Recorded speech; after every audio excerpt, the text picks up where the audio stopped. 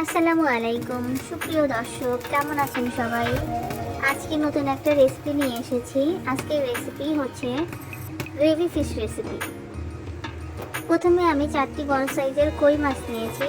এগুলো আমি লেবুর রস, সয়া সস, আদা রসুন বাটা, পেঁয়াজ বাটা, হলুদ, মরিচ, লবণ দিয়ে ম্যারিনেট করে রেখেছি। চুলায় প্যান বসিয়েছি, তেল গরম হয়ে গেছে। মাছগুলো আমি ভেজে নিচ্ছি।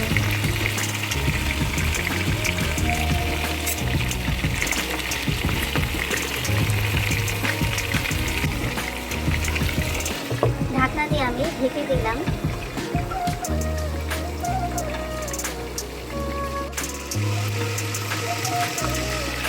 ঢাকনা খুলে আমি দেখছি কি অবস্থা।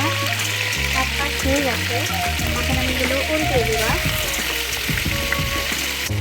সবগুলো মাছ উল্টে দেওয়া হয়ে গেছে।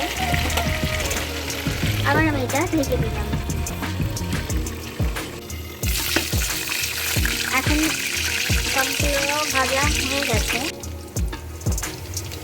মাছগুলো আমি উঠিয়ে রাখবো। উঠিয়ে রাখলাম মাছগুলো। ম্যারিনেট করা মশলাগুলো এখন তেলে দিয়ে কষিয়ে নিব।